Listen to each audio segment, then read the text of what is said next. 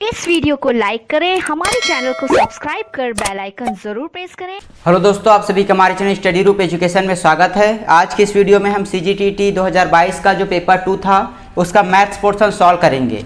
यह वीडियो आपके लिए इतना ज़रूरी क्यों है, क्योंकि आगे जो शिक्षक भर्ती होने वाली है उसके लिए इस वीडियो के माध्यम से आप देखोगे कि आपने क्या क्या गलती की है और आपको क्या सुधार करने की ज़रूरत। सेट डी है, डी का आपका पहला प्रश्न था 91वां प्रश्न 2:3।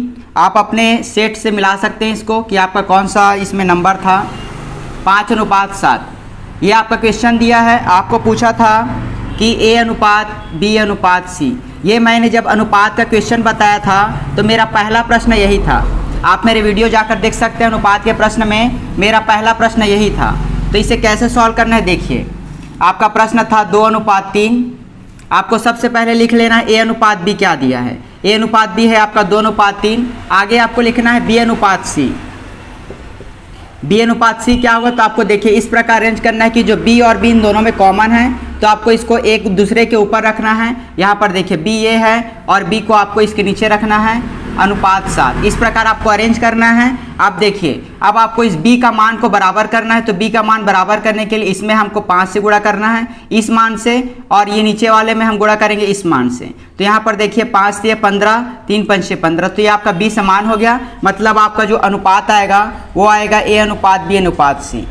तो इसे आप लिख सकते हो 5 दूना 10 अनुपात 5 से 15। यहाँ पर भी 15 आएगा, यहाँ पर भी 15, तो हम 1 लिख लेते हैं। उसके बाद अगला आएगा 21। ठीक है, आपको एक एक करके मल्टीप्लाई करना है। ये दोनों को मल्टीप्लाई किए फिर इसे करेंगे तो ये जो आपका आएगा ये दोनों में कॉमन है तो आपको एक ही लिखना है। फिर 3 को करना है 7 से 21। तो ये आपका आंसर आ गया। ये आपके क्वेश्चन आंसर दिया गया है। ऑप्शन ए इसका सही आंसर है। तो आप इसे ऐसे बना सकते हैं। अगला क्वेश्चन एसएन वाला था। एसएन वाला को देखिए, ये बहुत ही अच्छा क्वेश्चन है आपका। SN = 2n। तो इसे कैसे सॉल्व करना है, तो इसके लिए आपको सबसे पहले वैल्यू रखना है कि n = 1 n = 2। ठीक है, ये आपका दिया गया है योग। ये आपका एसएन मतलब होता है योग। मतलब अगर आप पहली संख्या को जोड़ोगे तो आपको पहली संख्या ही मिलेगी, पहली और दूसरी को जोड़ोगे तो उसका योग कितना आएगा वो आपको इससे पता चलेगा। तो चलिए देखते हैं इसे कैसे बनाना है। एसएन = आपका 1। तो सबसे पहले आप n का वैल्यू लिखोगे 1। यहाँ पर हम n = 1 लेंगे तो एसएन बराबर n का वैल्यू हम 1 रखते जाएंगे तो 1 का आपका स्क्वायर हो जाएगा प्लस 2 × 1। तो ये हो गया आपका 1 प्लस अगला हो जाएगा 2, मतलब आया आपका 3 एसएन। मतलब अगर आप पहली संख्या को जोड़ोगे खुद से तो ये आपका आएगा 3। मतलब पहली संख्या है 3, पहली संख्या का योग भी आपका 3 ही होगा। इसको ध्यान से देखिए, ये आपको अच्छे से समझ आएगा। अब आपको रखना है n = 2।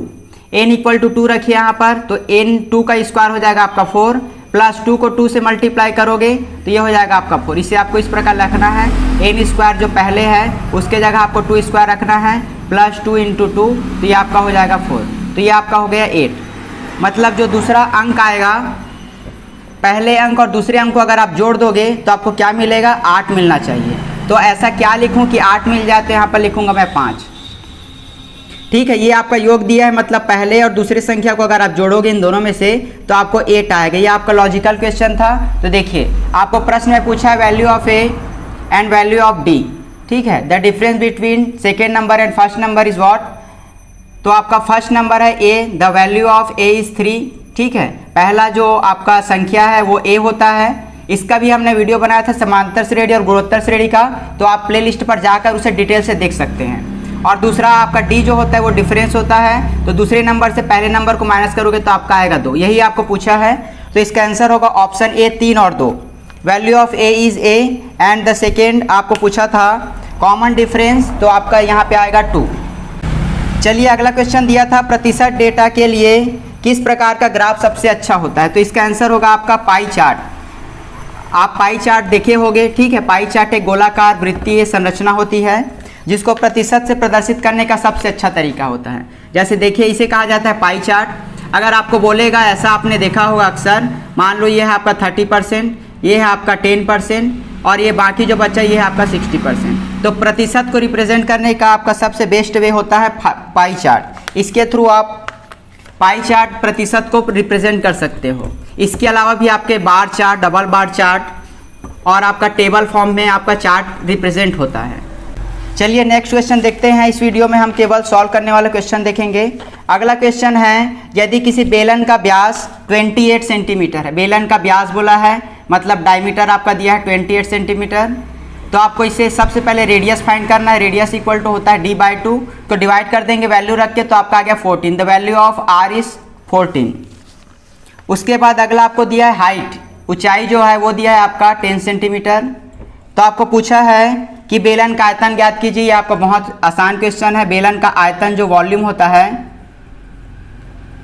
आयतन इक्वल टू होता है πr² × h। इस प्रश्न को भी आप आयतन वाले वीडियो में जाकर देख सकते हैं। आपके जितने भी प्रश्न आए हैं वो बेसिक प्रश्न थे, और बेसिक से ही हमारा जो पहला वीडियो बना था टीटी से वो आपका बेसिक था। आगे हम इसके एडवांस लेवल को पढ़ेंगे, क्योंकि जो शिक्षक भर्ती है वो आपको जॉब प्रोवाइड करेगी, और जॉब का जो क्वेश्चन रहेगा वो आपके हाई लेवल का रहेगा। तो देखिए, इसका आपको सॉल्व करना है। तो आपको जो आंसर आया है, अगर आप देखोगे ऑप्शन में, तो पाई के फॉर्म में है, तो पाई को ऐसे ही रहने देंगे। आर का वैल्यू आपको लिखना है 14, तो 14 के स्क्वायर है मतलब 14 को 2 टाइम्स मल्टीप्लाई कर देंगे, और वैल्यू ऑफ एच यहाँ पर दिया गया है 10। अब इसे आपको मल्टीप्लाई करना है। जब आप इसे मल्टीप्लाई कर दोगे तो पाई के फॉर्म में आपका आंसर आएगा 1960 पाई। तो ये आपका आंसर हुआ कि इसका आयतन अर्थात वॉल्यूम क्या होगा। अगला क्वेश्चन है, एक आदमी 1400 रुपये में एक साइकिल खरीदता है, 15% की हानि पर बेचता है, तो उसे साइकिल का विक्रय मूल्य क्या होगा। इस तरह के प्रश्न भी हमने सॉल्व किए लाभ हानि में, और साथ ही हमने शॉर्ट ट्रिक भी देखा था कि शॉर्ट ट्रिक आपको किस प्रकार सॉल्व करना है।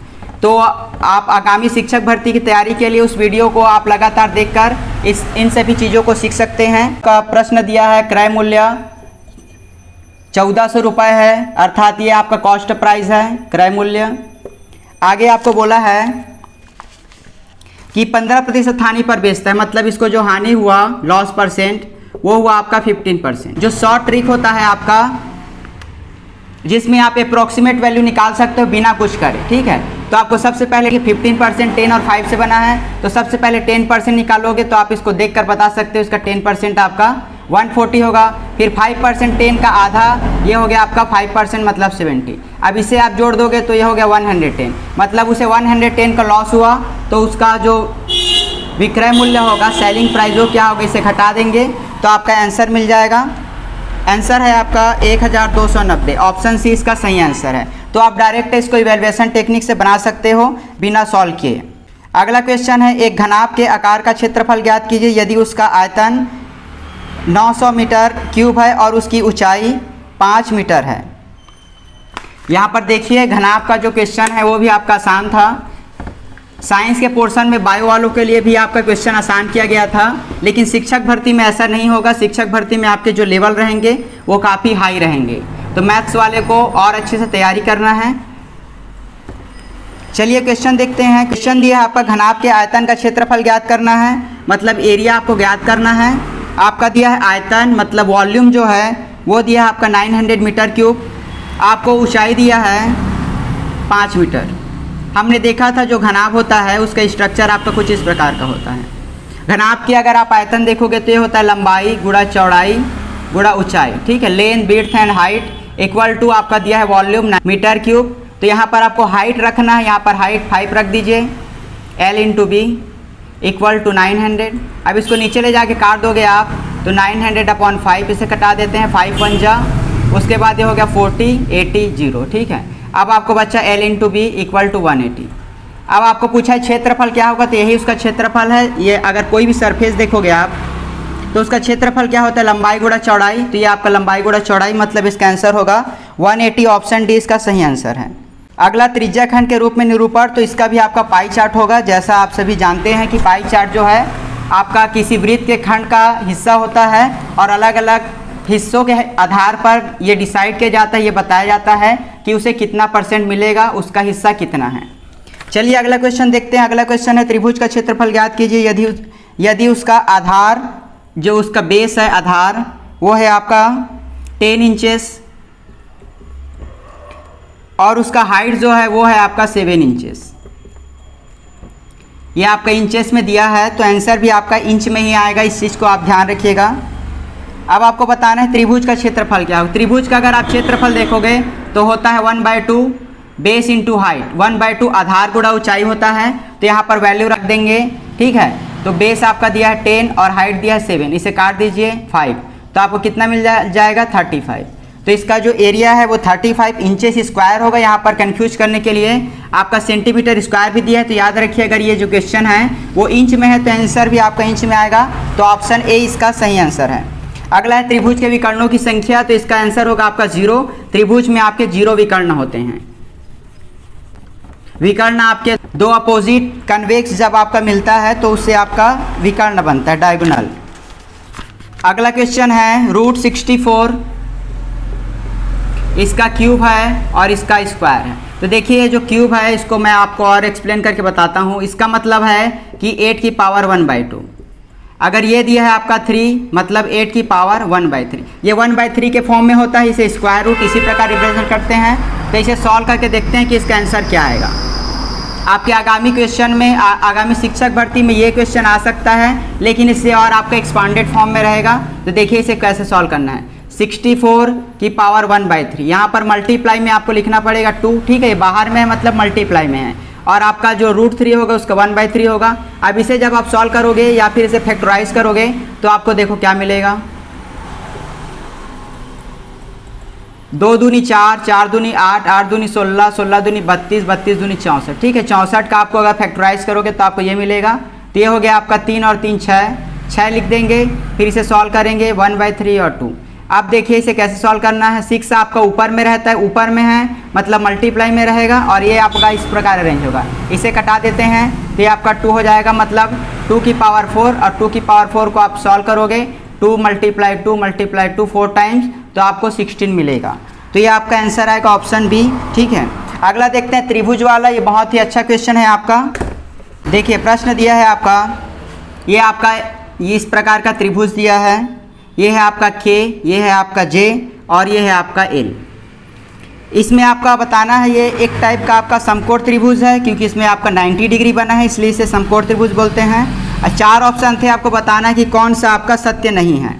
देखिए angle K, measure of angle K, measure of angle L and measure of angle J equal to 180। इसका क्या मतलब है? देखिए इसका मतलब है कि जो एंगल K है, एंगल J है और एंगल L है, अगर आप इन तीनों को जोड़ दोगे तो आपको क्या 180 आता है। तो हाँ, ये त्रिभुज का आपका गुण होता है। आप चाहे कैसे भी टाइप का त्रिभुज लो, आप कैसे भी टाइप का त्रिभुज लो, अंदर के जो कोणों का योग रहेगा वो हमेशा आपका 180 होता है उसका योग। तो इसका आपका ऑप्शन ए सही है। आपको आंसर बताना है कौन सा सत्य नहीं है, ठीक है। दूसरा है angle L plus angle J equal to आपका न्यून कोण दिया है। न्यून कोण मतलब लेस देन 90 डिग्री। तो इसका जो योग है, ठीक है, ये आपका ऐड में नहीं दिया है, ये आपका कॉमा में दिया है। मतलब एंगल L और एंगल J है वो आपका न्यून कोण है, ये लेस देन 90 डिग्री है, 90 डिग्री से कम है। तो यहाँ पर आप देख सकते हैं ये जब 90 डिग्री सीधा है तो सीधा आपका 90 डिग्री होता है, तो ये आपको ऑब्वियसली लेस ही होंगे, ठीक है। तो ये आपका न्यून कोण है। अगला दिया है angle of L and angle of J is 90।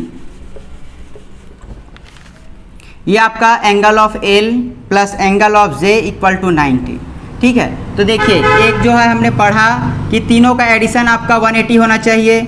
एक आपका 90 फिक्स है, समकोण त्रिभुज मतलब 90। तो बाकी जो दो बचेगा, जो 2 बचा है आपका, उसका ऑब्वियसली आपका 90 ही होगा, क्योंकि 190 से अगर आप 90 बचाओगे तो आपके पास 90 ही बच रहा है। मतलब ये जो दोनों एंगल हैं इसका एडिशन आपका 90 होगा, ठीक है। अब आपका लास्ट आंसर बचा है और वही उसका आंसर होगा, क्योंकि वो आपका गलत दिया है। गलत इस प्रकार दिया है, जैसे देखिए angle L and angle J ये आपका अलग अलग है। ये बोला है आपका अकीक कोण है, हिंदी में दिया है, और इंग्लिश में है ऑब्ट्यूस एंगल। तो ऑब्ट्यूस एंगल मतलब होता है आपका ग्रेटर देन 90 डिग्री, मतलब 90 से बड़ा, ठीक है। तो एंगल L क्या 90 से बड़ा होगा? पॉसिबल नहीं है, क्योंकि इन दोनों को आपको जोड़ने के बाद 90 आना चाहिए। तो 90 से जब ये बड़ा ही हो जाएगा तो आपका ये पॉसिबल नहीं है। तो ऑप्शन डी आपका सही होगा। अगला क्वेश्चन दिया है, एक साइकिल सवार 2 घंटे में 10 किलोमीटर प्रति घंटे और 1 घंटे में 13 किलोमीटर प्रति घंटा यात्रा करता है, तो उसकी औसत चाल ज्ञात कीजिए। देखिए औसत चाल का आपका फार्मूला होता है, औसत चाल बराबर कुल दूरी बटा कुल समय। कुल दूरी बटा कुल समय। देखिए इसे कैसे सॉल्व करना है।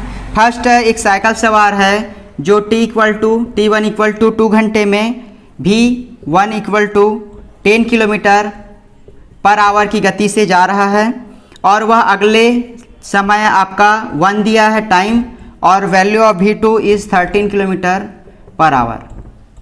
अब आपको बताना है कि औसत चाल क्या होगी। तो देखिए औसत चाल के लिए ऊपर में आपको लिखना है कुल दूरी। तो यहाँ पर हमको दूरी नहीं दिया है तो इसका दूरी निकाल लेंगे पहले, फिर इसका निकाल लेंगे।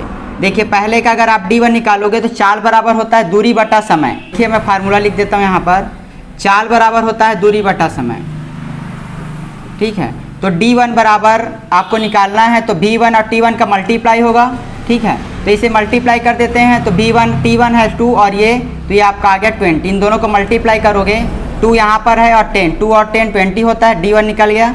और वैल्यू ऑफ d2 इन दोनों को फिर से मल्टीप्लाई करना है तो ये आपका आ गया 13। अब आपको इसमें फार्मूले में वैल्यू पुट करना है। टोटल डिस्टेंस हो गया आपका 20 + 13 अपॉन कुल समय। समय क्या है, यहाँ 2 है यहाँ 1 है तो इसे एज इट इज़ लिख देंगे। तो ये हो गया आपका 3, 1 + 2 या फिर 2 + 1 तो 3। तो ऊपर हो जाएगा आपका 33 अपॉन 3 कटा देंगे 11 किलोमीटर पर आवर। आपका ऑप्शन डी इसका सही है। अगला दिया है एक घन के पृष्ठ का क्षेत्रफल ज्ञात कीजिए जिसकी भुजा 15 सेंटीमीटर है। देखिए घन वाला भी क्वेश्चन हमने आयतन में पढ़ा था, हमने बहुत ही शॉर्ट में बेसिक चीज़ बताई थी और लगभग आपके सारे चीज़ें मिल जाएगी। जैसे अगर आप हिंदी का आपने एग्ज़ाम दिया है, अब आप जाकर हमारे 50 मिनट की वीडियो को देखिए जिसमें हमने संपूर्ण हिंदी के बारे में बताया है और आप खुद एनालाइज कीजिए कि कितने क्वेश्चन आए हैं और कितने क्वेश्चन नहीं आए हैं। चलिए देखते हैं। क्वेश्चन दिया है घन का पृष्ठ क्षेत्रफल आपको ज्ञात करना है। घन का जो पृष्ठ क्षेत्रफल होता है उसका फार्मूला होता है 6a²। इसका आपका एक भुजा मतलब वैल्यू ऑफ साइड दिया है आपका 15 सेंटीमीटर। आपको फाइंड करना है ये, तो यहाँ पर आपको सिर्फ वैल्यू पुट करना है, फार्मूला याद होना चाहिए था। तो a का स्क्वायर मतलब a को 2 बार मल्टीप्लाई कर देंगे। इसको आप जब मल्टीप्लाई करोगे तो आपको वैल्यू आएगा 1350 सेंटीमीटर स्क्वायर।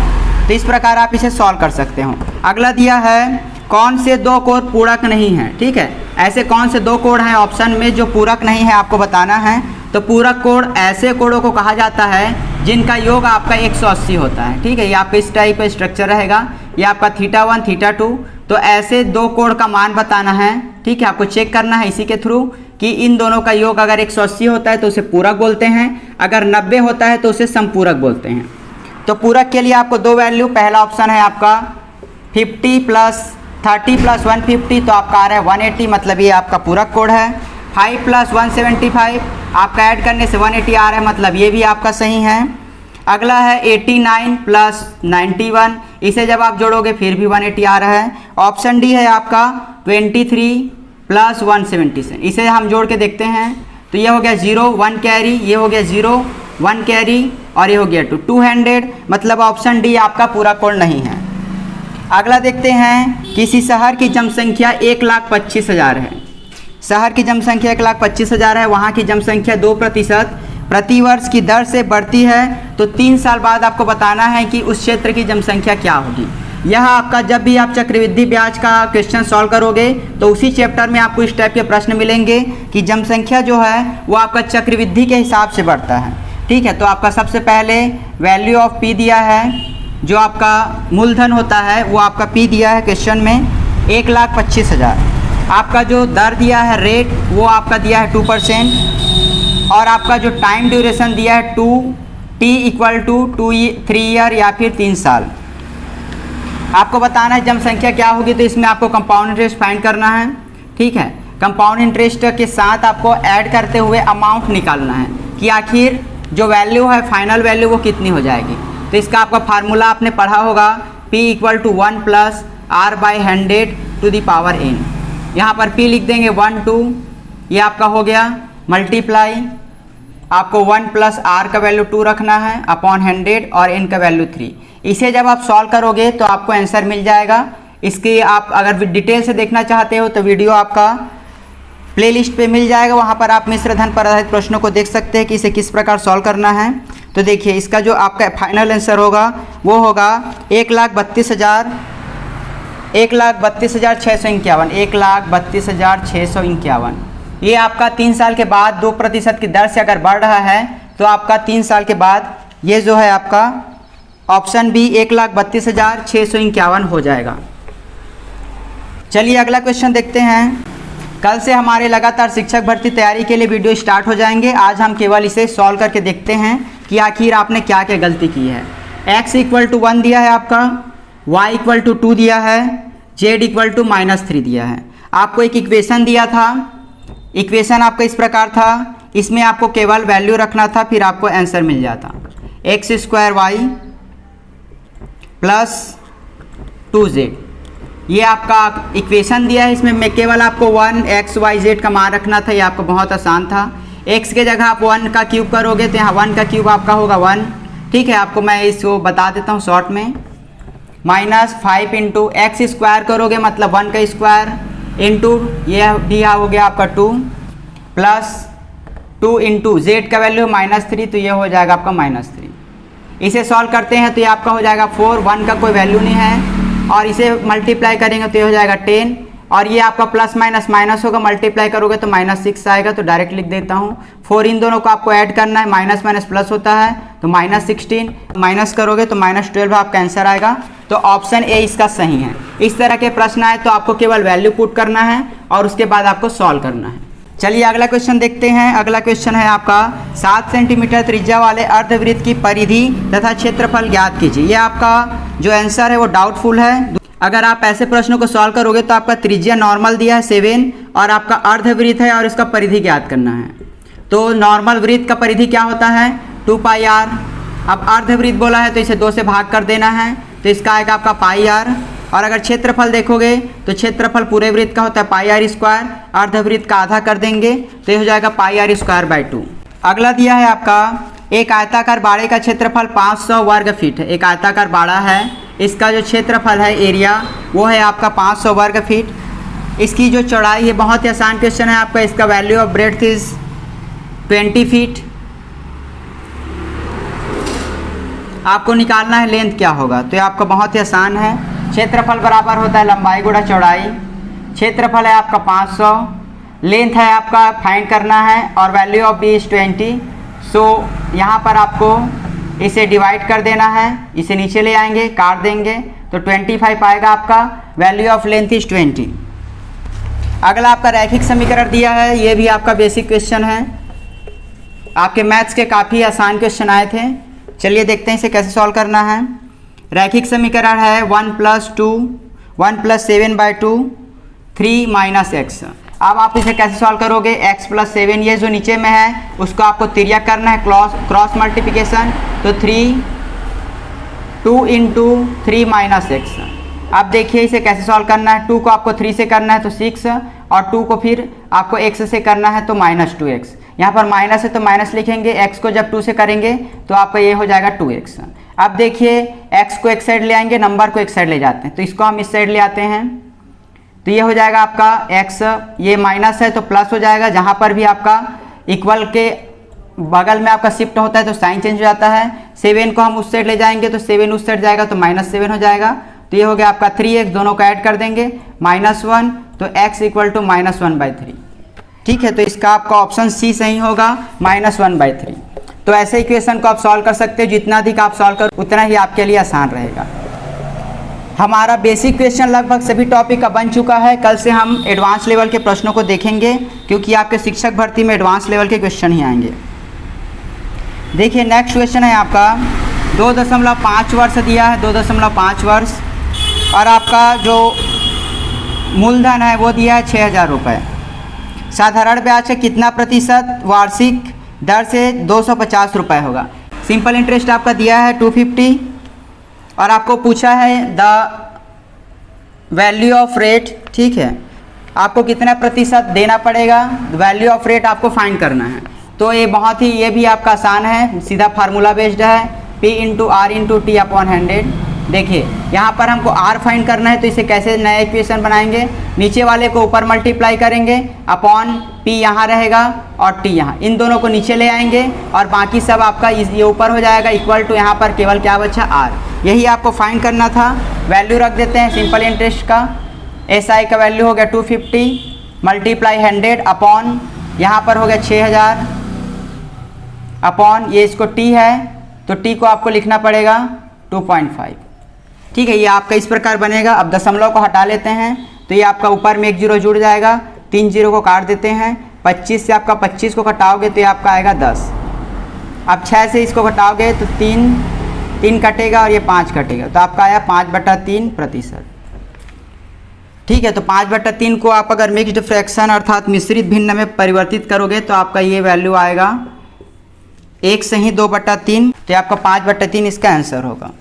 तो ये हुआ CGTT दूसरे परीक्षा में पूछे गए आपके क्वेश्चन। अगर आपको वीडियो अच्छी लगी होगी तो वीडियो को लाइक कीजिए और साथ ही हमारे चैनल को सब्सक्राइब कर लीजिए, क्योंकि आपको कल से मैथ्स के जो डीप क्वेश्चन हैं मीडियम लेवल के वो आपको कल से प्रोवाइड होना शुरू हो जाएंगे। हमारी वीडियो लगभग दोपहर 2 बजे तक आपको मिल जाएगी और शाम की वीडियो जो कि थ्योरेटिकल होगी वो आपको लगभग 10 बजे के आसपास मिल जाएगी। प्रतिदिन आपको तैयारी करनी है, तभी आप चयनित होंगे। तब तक के लिए धन्यवाद।